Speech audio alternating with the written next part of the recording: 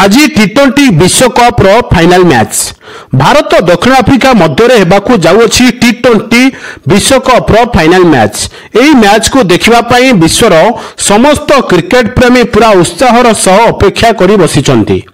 उभय दल ए पर्यंत जेते भी मैच खेलिचंती अपराजय अछंती। दक्षिण आफ्रिका प्रथम सेमीफाइनल रे अफगानिस्तान को एकतरफा परास्त करिथिला। सेहीपरि गत गुरुवार राति रे इंग्लैंड को हराई फाइनल रे प्रवेश करिथिला भारत। एही फाइनल मैच रे भारत किभली भाव रे चैंपियन हेबा सह एही विश्वकप टी को हातेई एक विरल रेकर्ड सृष्टि करिवो सेथि पई विभिन्न देवादेवी मंदिर माननकरे पूजार्चना चलिथिबा बेले जगतसिंहपुर मध्य देखिबाकू मिलिछि।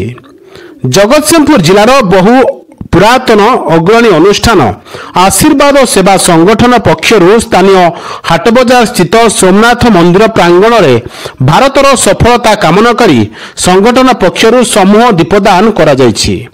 जगन्नाथ बेहेरा सभापति आशीर्वाद सेवा संगठन जगतसिंहपुर आज भारत दक्षिण आफ्रिका मध्य टी20 विश्वकप क्रिकेट फाइनल मैच महा मुकाबला हेबाकू जाउथा बेले आज आम आम संगठन पक्षर स्थानीय हाट बजार सोमनाथ मंदिर रे समूह दीपदान करी भारत विजय लाभ करने आम ईश्वर के निकट में प्रार्थना करूँ।